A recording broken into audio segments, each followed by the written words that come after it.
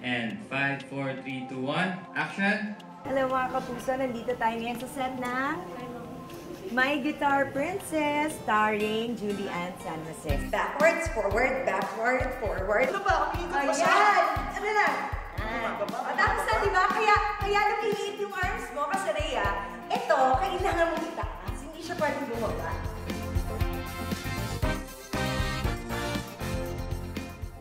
Nagsimula siyang mag-artista sa napakamurang edad nang magdalaga noong dekada 80 na mayagpag ang kanyang career at tinawag pang Princess of Philippine Movies. Huli siyang napanood sa Meant to Be at Impostora at balik telebisyon ngayong Mayo sa My Guitar Princess. Sa ika-40 taon niya sa industriya, alamin natin ang kwento ng buhay ng premyadong aktres na si Sheryl Cruz. September 2013 nang unang maitampok dito sa ating programa ang kwento ng tunay na buhay ni Sheryl Cruz. Dito, ibinahagi ni Sheryl ang kanyang mga karanasan simula sa pagkabata hanggang sa maging isa sa hinahangaang aktres sa Philippine showbiz. Matapos ang 5 taon, samahan niyo akong kumustahin ang kapuso nating si Sheryl Cruz.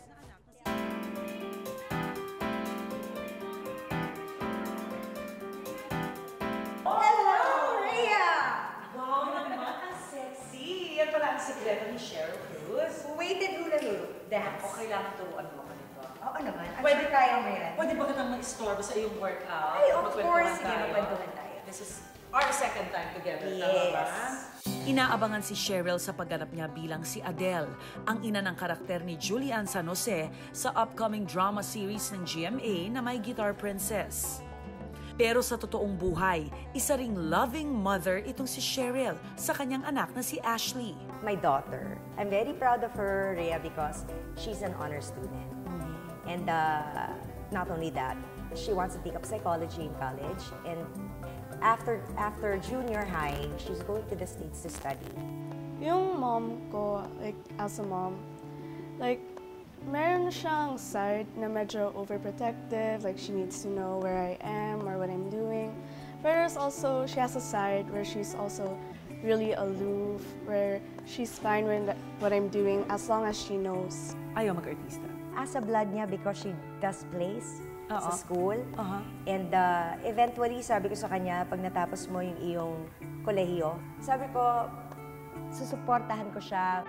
Si Sheryl Rose Ana Marie Sonora Cruz na nakilala natin bilang si Sheryl Cruz, ang unika iha sa 3 magkakapatid. Kapwa-artista ang kanyang mga magulang na sina Rosemary Sonora at Ricky Belmonte. At dahil palagi siyang bit-bit ng kanyang mga magulang sa tapings, ang movie at TV set na ang nagsilbi niyang palaruan noon. Sinasama nila ako. Tapos ako naman, dahil gustong-gusto ko yung nakikita kong mga artista na nag-aarte, ganyan sila, Alma Moreno, ganyan. Sabi ko, parang gusto ko ganun din. Paano maging anak ng ganun kabigat na mga artista? Normal lang, sa families, di ba yung ganyan? When you still don't know kung ano talaga yung profession ng mga magulang mo, parang akala mo, you're growing up sa isang environment na puro ganon yung profession ng mga tao. Normal, yun yung mundo mo. Yun yung normal na mundo ko, no? Until I found out when I was studying na may iba't iba palang klaseng profession. Kaya't hindi naman nakapagtataka na maaga siyang nasabak sa pag-aartista. When I started, I was 4 years old. 4 years old. Yes. Can you still recall? I'm sure you can recall your first role or first TV stint. It was probably 2 projects kung saan nakapareha ko si Nino Mulak. Siya yung first child love team ko sa The Wonder Films, Pepeng Kulisap and Gimat ni Pepe. Taong 1980, unang lumabas sa kanyang leading role si Sheryl sa pelikulang Candy. Balikan natin, nung child actress ka, you were bagging awards already. Can you take us back to that time? Ano bang mga klaseng roles ang usually? Ikaw ba laging naaapi?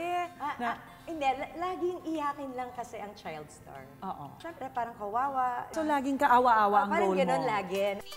Taong 1986 naman, napasama si Sheryl sa original batch ng teen-oriented variety show na binuo ng yumaong master showman na si Herman Moreno, ang That's Entertainment. I was 12 years old at that time when I started That's Entertainment. I was one of the original 16 members. Kasama ko pa dito sila Francis Magalona, Lea Salonga, group mo? Manilyn. Wednesday group ako. Wednesday I've always group. been with the Wednesday group. Isa sa mga nakasama niya rito ang nooy young actress din na si Manilyn Reynes. Actually, mga bata pa kami noon. Oo, hindi pa nagda-That's Entertainment. Mula noon, tuloy-tuloy na nag-That's Entertainment na doon na nabuo yung friendship.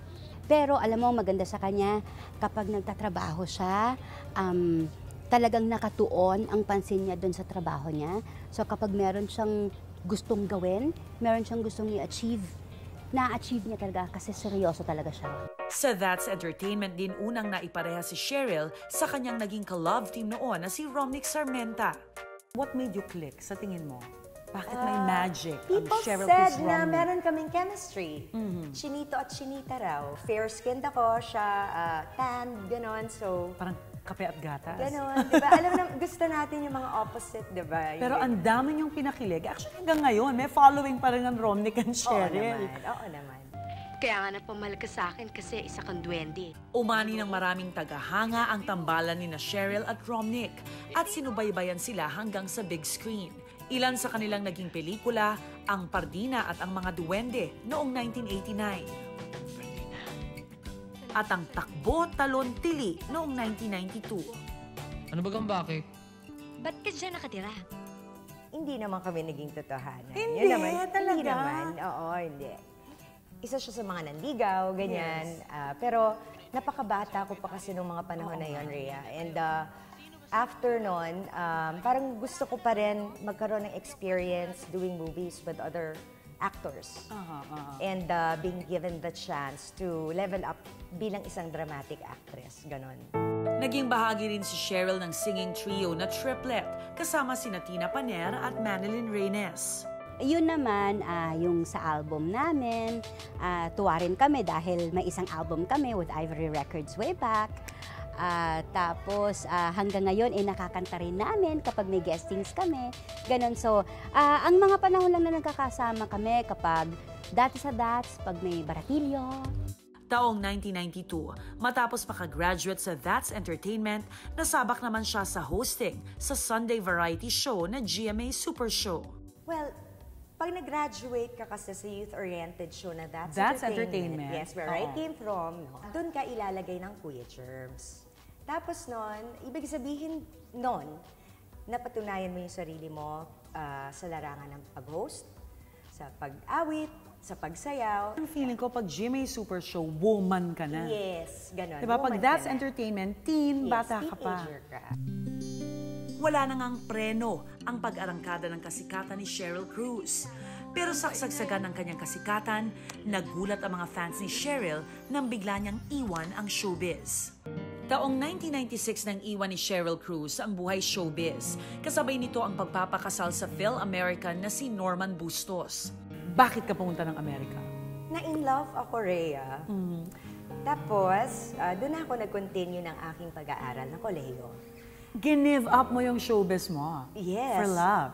Ganun talaga, di ba? Pag in love ang tao. And then, after finishing college naman, wherein I graduated with a liberal arts degree major. Tapos yung aking minor is in English naman. I was actually part of the Dean's List.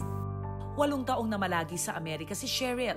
Kwento pa niya, kabaligtaran daw ng buhay niya sa Pinas ang naging buhay niya doon. Nasubukan ko, pati maglinis ng sarili mong bahay. Very independent. Yes, Oo. mag-drive ng sarili mong sasakyan. So May- hindi ka Cheryl Cruz artista doon?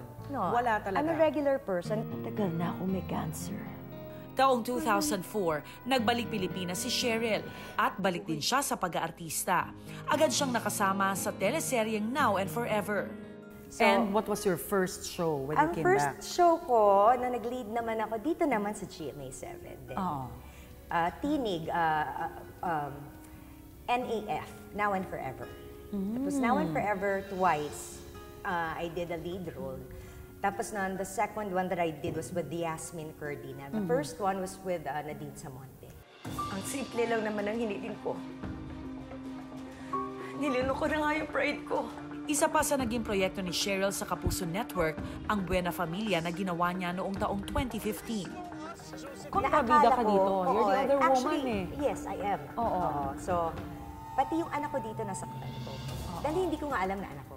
Ako yung iyong kaklase. Pero ang memorable daw para kay Cheryl ay nang gawin niya ang Oh My Mama ng sumunod na taon. Oh My Mama. Ay, Oh My Mama? Oh My Mama. Gusto ko yun. Oh My Mama. Yung role doon. Tuwang-tuwa ako doon na nakasama ko si Epi Quezon. Yes. Dahil palagi kong kasama si Epi, tsaka bading doon si Epi eh.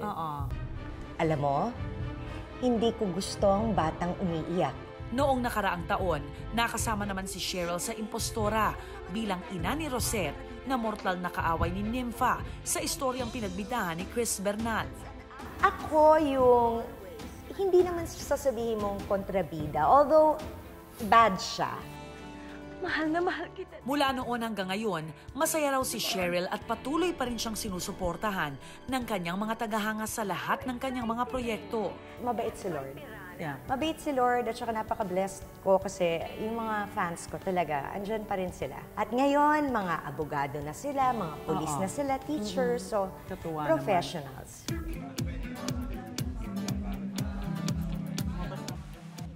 And 5, 4, 3, 2, 1, action!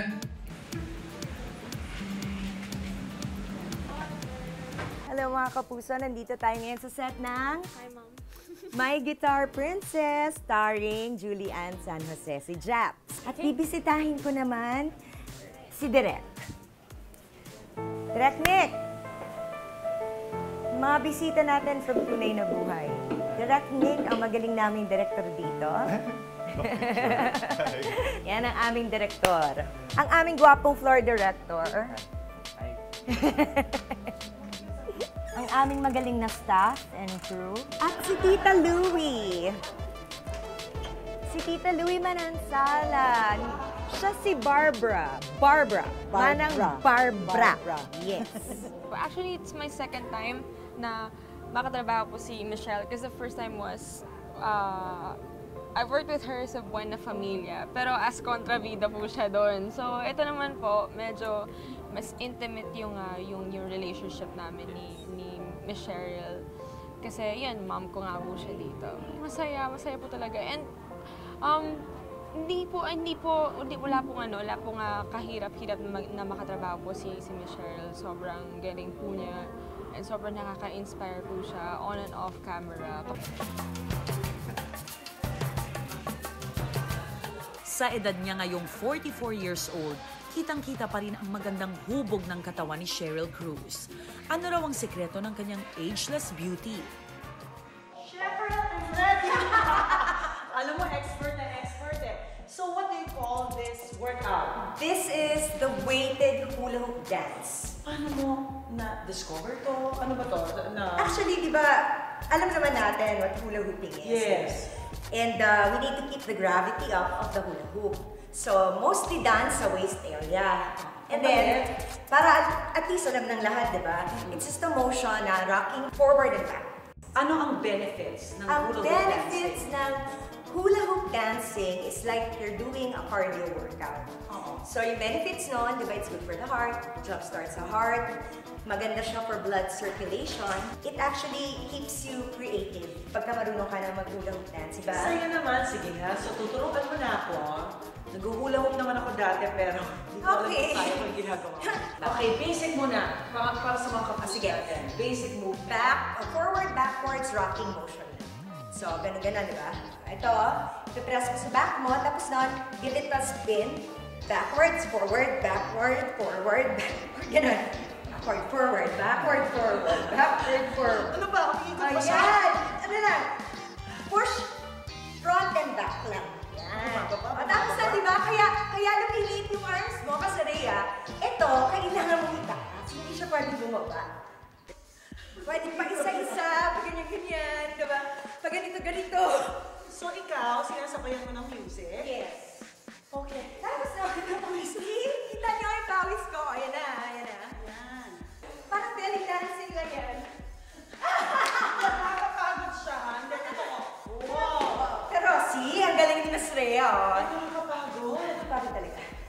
And ang maganda sa kanya, yung posture mo.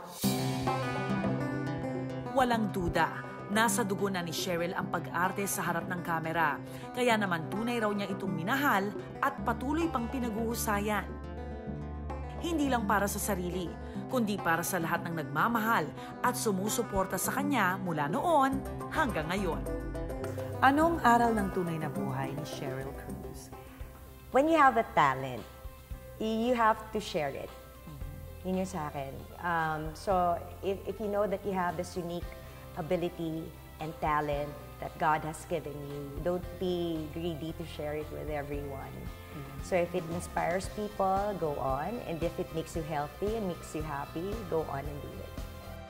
Hanggang sa susunod na Miyerkules, ako po si Rhea Santos. Bawat karanasan, may mga aral na tumatatak sa ating mga puso at isipan.